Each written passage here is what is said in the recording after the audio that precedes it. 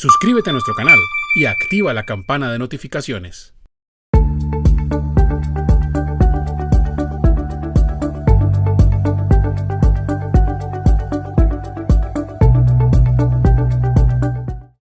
Vamos a ver la cuarta parte de un tema de mucha actualidad, que es la necesidad de lograr la reducción de los beneficios tributarios que se ha establecido el nuevo gobierno. Ya hemos grabado anteriormente 3 partes en las cuales hablamos precisamente de qué partidas son beneficio tributario y que están precisamente en la visual del gobierno para la reforma tributaria. Aquí vamos inicialmente a tomar una base que es la nota macroeconómica 43 de la Universidad de los Andes y que es una propuesta al nuevo gobierno. Esta síntesis la preparó José Hernando Zuluaga Marín, CEO de Actualícese. Entonces vamos a mirar todo ese contexto que hay de interés de reducir beneficios fiscales y entonces mirar un panorama que nos da precisamente una nota macroeconómica 43 de la Universidad de los Andes, que bastante conocida es. Entonces, veamos inicialmente los frentes de cambio que abordará la reforma tributaria. Estos frentes tributarios los tomé de la revista Semana, de la última revista Semana. Entonces, uno de los frentes tributarios es que más gente declarará y pagará impuesto de renta. Ese es un objetivo.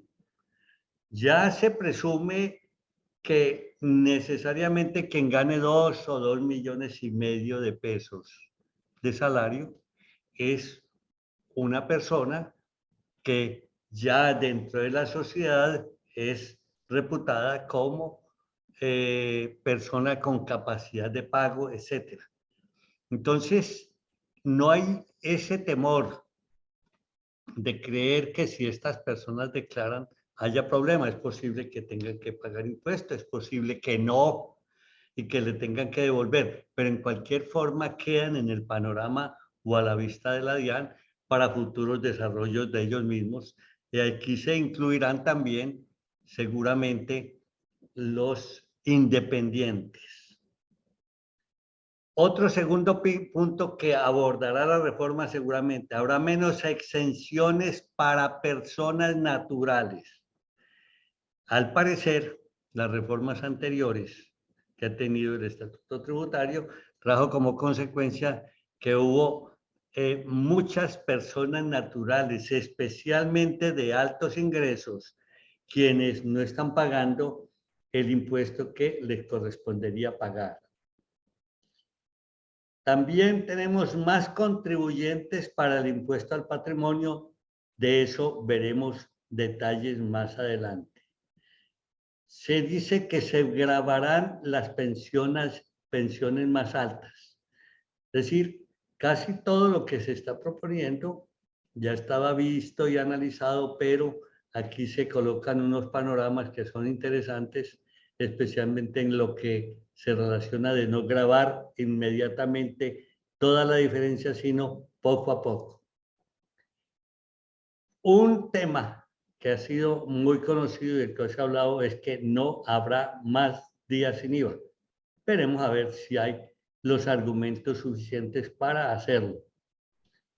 ¿Se mantiene el 4 por mil? Ningún gobierno ha logrado quitar ese 4 por mil que fue colocado simplemente en una época de necesidad y que tendría simplemente 2 o 3 periodos, pero ya llevamos largo tiempo en que se mantiene el 4 por mil. La verdad es que se trata de un ingreso que recaudan las mismas entidades financieras, que ya está muy organizado y que le garantiza al gobierno buenos ingresos. Se colocarán más impuestos para los dividendos y ahora comentaremos acerca de eso. Y nuestro tema es que se reducirán los beneficios tributarios a las personas jurídicas, esto fue tratado en las tres conferencias anteriores. Entonces veamos el primer punto. Se deben reducir los beneficios tributarios por lo siguiente. Esos beneficios tributarios que son parte de lo que se llaman gastos fiscales. Un gasto es que reduce el ingreso. Simplemente es una cuestión de terminología. Los beneficios tributarios también disminuyen el ingreso. Entonces veamos los motivos. Ellos desnivelan la cancha, desmotivando el emprendimiento en sectores que quedan perjudicados y protegiendo rentas de los más favorecidos. Erosionan el recaudo, lo disminuyen. Crean un sistema tributario complejo, difícil de administrar, que favorece la evasión y la ilusión. Los contadores, revisores fiscales y tributaristas encuentran que el estatuto tributario está lleno de una gran complejidad y muchos precisamente los provee el sistema de los beneficios tributarios con la dificultad para administrarlos y que puede favorecer la evasión y la ilusión. Un cuarto punto es la complejidad y el hecho de que estos ingresos ni siquiera entren al fisco, que es difícil su vigilancia y se convierten en formas opacas, o sea, muy claras y muy persistentes, de beneficiar a algunos a costa de los demás. Ya en las tres conferencias o tres partes anteriores sobre el tema se dieron los detalles de ese tipo de ingresos, como rentas exentas, como utilidades no gravadas, como descuentos tributarios, etc. Los faltantes en ingresos que generan esos beneficios tributarios, que no es para todos, terminan compensándose con mayores tarifas impositivas para el grueso de los sectores. Sí, señor.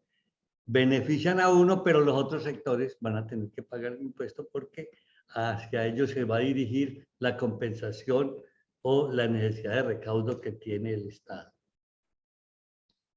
Reducir estos beneficios coincide con la expresión siguiente. Es necesario iniciar reformas con los más privilegiados, pues se trata de sectores empresariales que reciben generosos beneficios que pagan los demás contribuyentes. Esto trataron de hacerlo en algunas reformas y no fue posible. Sin embargo, lo cambiaron por unos aumentos de tasa sin tocar estos beneficios tributarios. Ahora ya no sabemos en qué forma quedarán las tasas, que hay una propuesta que del 35% para el año 2022 se vayan reduciendo un punto por cada año hasta llegar al 29%. Entonces, iniciar reformas con los más privilegiados, pues se trata de sectores empresariales que reciben generosos beneficios que pagan los demás contribuyentes. Veamos el literal 2. En la nota macroeconómica 43 de la Universidad de las Andes, a la cual nos estamos refiriendo, se propone aplicar en la reforma el principio de gradualidad o marchitamiento. ¿Qué es lo que se propone? Que esos beneficios fiscales no se quiten de una vez del todo, sino que se vayan marchitando o que haya una gradualidad. Entonces, un primer concepto es que toda renta exenta, descuento o tasa diferencial se marchite y se gradúe para que su reducción se haga en 6 años. Cuando habla de tasa diferencial, hablamos de que hay tasas para el 2022 del 35%, hay tasas del 9%, hay tasas del 20%, hay cero tasa en el caso de la CESE, hay unas tasas diferenciales en el caso de la SOMAC. El segundo punto, se propone que cualquier nuevo beneficio que se reconozca debe ser la excepción, más no la regla. ¿Qué está queriendo decir esta nota macroeconómica? Que antes cada nuevo beneficio se hacía como una regla, había que apoyar a determinados sectores. Ahora lo que se buscará es que sean la excepción, o sea, los menos los beneficios que se den. Un punto tercero, reducir la tarifa general de renta en forma gradual en un 1% por año a partir del 35%, ya lo comenté antes. Reformar el impuesto de industria y comercio, ICA, para convertirlo en un impuesto empresarial local. Es decir, no deja de ser un impuesto de tipo local, de tipo distrital, de tipo de cada ciudad o cada municipio. Eliminar el descuento del ICA. Parece que allí hubo unos excesos al dar este descuento. Sexto, establecer un impuesto a las plataformas digitales. Como veo las cosas, no se van a salvar las plataformas digitales. Sobre sus ingresos brutos, muchas plataformas digitales no tienen que declarar en el país. Entonces, lo que se propone es establecer un impuesto a las plataformas digitales sobre sus ingresos brutos del 3%, lo cual ayuda a corregir la inequidad horizontal, dado que no se les aplica el impuesto de renta. Entonces, acá habrá seguramente muchos ingresos porque ese 3% de las plataformas digitales es alto. Séptimo, los ingresos por pensiones deben entrar en la declaración de renta como cualquier otro ingreso o como cualquier otro ingreso laboral con una transición paulatina de 10 años. Sin embargo, está planteado que no es a todas las pensiones y se buscará que haya precisamente una gradualidad si se toma esa decisión. Y aquí en este punto de la gradualidad o marchitamiento está sobre los dividendos recibidos por las personas naturales, que también deberán entrar a tributar como cualquier otro ingreso. No es un porcentaje, sino como todo ingreso. Y he colocado una nota, quitarle a este pago la calificación de que es una doble tributación. Entonces, lo que mucho se dice es que los dividendos recibidos por personas naturales, si pagan impuestos, es una doble tributación. Debido a que las personas jurídicas declaran en porcentajes altos y las personas naturales sobre los dividendos a una tasa baja y se deben balancear las cargas. Es la propuesta que hace en la nota macroeconómica 43 de la Universidad de los Andes es que no se hable de una doble tributación, sino de balancear las cargas en donde hay un tributo alto de las personas jurídicas y un tributo muy bajo de las personas naturales, y entonces equilibrar esta carga. Veamos otro literal. Se habla precisamente de las personas naturales o independientes como nuevos contribuyentes. Entonces allí se propone que es preciso incorporar a nuevos contribuyentes que hoy no deben declarar y pagar el impuesto de renta personal. Se trata de una reforma deseable para así aumentar la base de gravable, dado que, entonces veamos las siguientes situaciones. Con esa declaración de esos nuevos contribuyentes, se fomenta la cultura tributaria en los hogares. Aun cuando estos hogares necesariamente deberán pagar montos modestos o incluso tendrán saldos a favor del contribuyente, establecerán una relación con la DIAN y quedarán bajo sus registros cuando sus ingresos aumenten y en proporción sus obligaciones tributarias.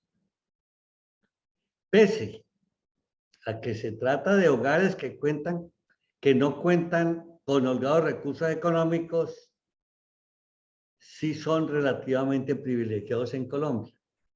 Es decir, quien gane 2 millones, 2 millones y medio o 3 millones, ya lo dijimos, son relativamente privilegiados. ¿Por qué? ¿Cuántas personas hay que ni siquiera reciben ingresos o que no tienen siquiera el salario mínimo?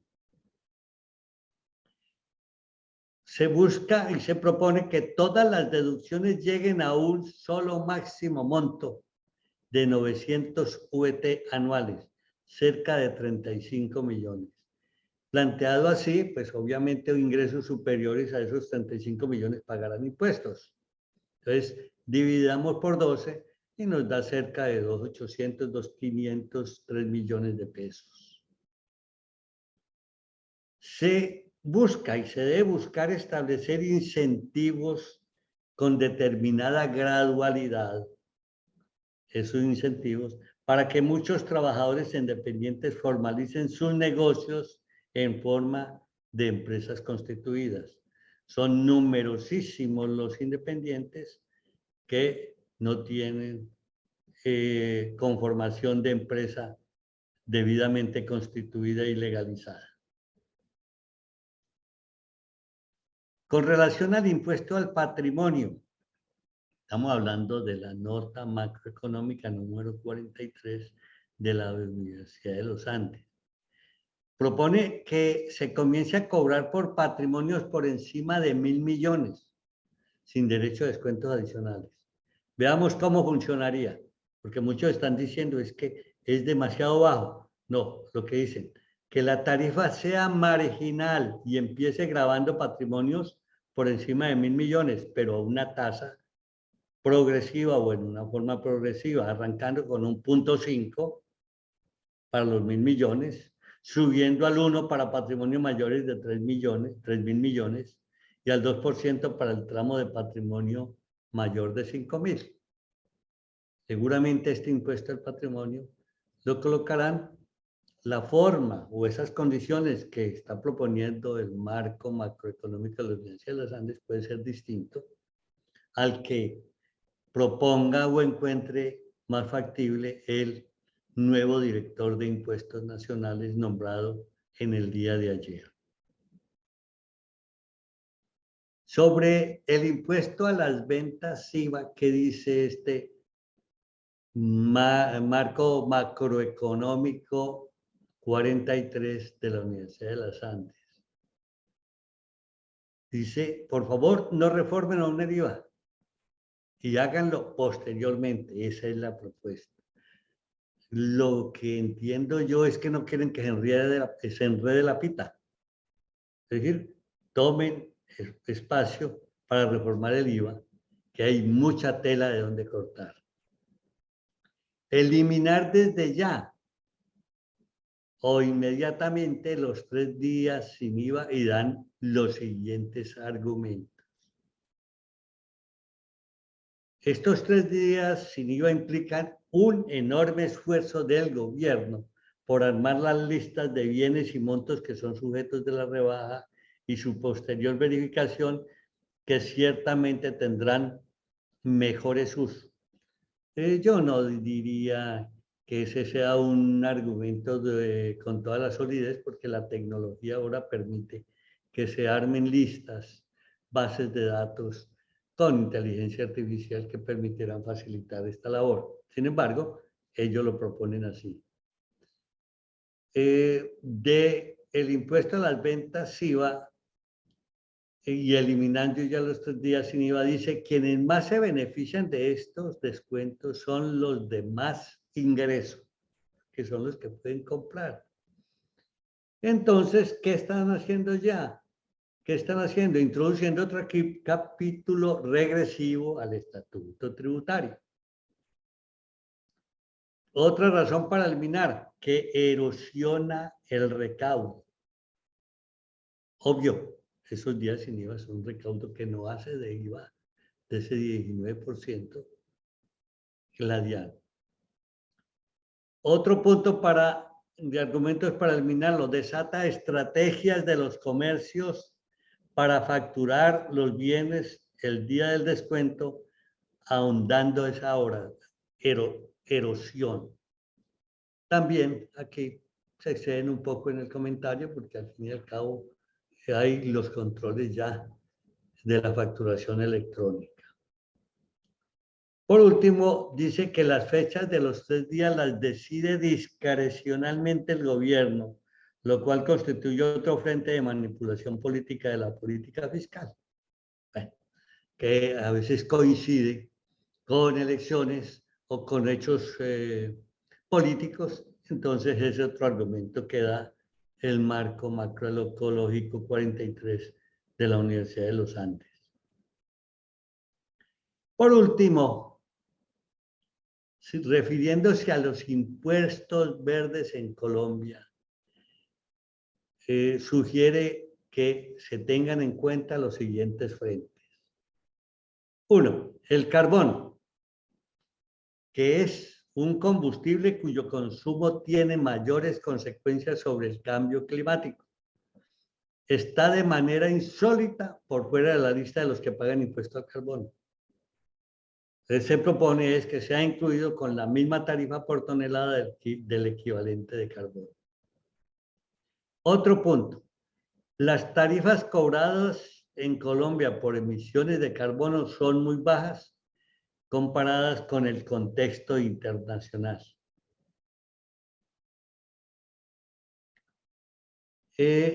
La fórmula para estabilizar es otro punto. La fórmula para estabilizar los precios de los combustibles requieren coherencia y por lo tanto el gobierno debe cambiar el diseño de la regla de estabilización del precio de los combustibles teniendo en cuenta A, un límite a los ajustes de esta fórmula. Por ejemplo, si dicen ellos que la ley solo permite actualizarla cada 5 años, es la sugerencia. Que si el gobierno determina un precio de los combustibles por debajo de lo establecido por la regla, entra en acción un impuesto complementario de carbono, cuyo monto se ajusta para compensar ese faltante en el precio por galón. Así no habría razón para no aplicar la fórmula. La implementación total de esta propuesta requiere de un periodo de transición prudente. En casi todas las propuestas que hace este marco macroeconómico 43 de la Universidad de los Andes se habla mucho de una transición. Un segundo punto o un punto ya de los dos finales es que el país hará bien en retomar la discusión sobre impuestos a los productos plásticos de un solo uso con una base graduable basada en el peso del empaque. Y por último, una propuesta que siempre ha sido rechazada, pero que estamos casi convencidos que ahora será tomado por los comités o por los expertos que se involucran en la reforma tributaria. Establecer impuestos saludables que buscan esclarecer el consumo de alimentos con altos contenidos de azúcar o sodio o que sean ultraprocesados. En esta forma, he hecho una síntesis de ese marco macroeconómico que presenta y que propuso la Universidad de los Andes. Yo presenté en las 3 conferencias anteriores, presenté varios temas importantísimos de elementos que serán tenidos en cuenta por el gobierno en la reforma tributaria y que los tenemos nosotros documentados por Actualícese en un libro que se llama Cierre Contable y Conciliación Fiscal del año graduable 2021. Entonces, entre las partidas de las cuales se habla en los tres primeros temas que tratamos es que hay ingresos fiscales no contables, que hay ingresos o utilidades que deben denunciarse como ganancia ocasional. Entonces aquí empieza a mirarse si ese 10% de impuesto a la ganancia ocasional es el justo o será otro. Que hay ingresos contables que no son fiscales. En la explicación indicamos cómo expresamos la norma y que los comentarios lo encontrarían en el libro blanco de Actualícese de Cierre Contable y Consolidación Fiscal, un libro de 750 páginas en donde podrán encontrar en detalle no solo las normas, sino las explicaciones correspondientes. De manera que se ha hecho un trabajo también dentro de los temas que colocamos fue uno muy importante. Son los ingresos no constitutivos de renta o ganancia ocasional. Se listaron todos, se dijo la norma y se dejó para su lectura la utilización de esta publicación que encuentran ustedes en la página web de Actualícese. También hay costos y gastos especiales.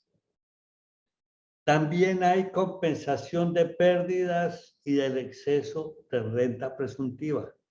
Son todos elementos que pueden constituir beneficios tributarios. Tenemos las rentas exentas, también que son un altísimo número que debe ser tenido en cuenta y que están beneficiando y que generalmente cuando se habla de beneficios fiscales se habla es de las rentas exentas. Sin embargo, nosotros estamos dando a conocer otros elementos.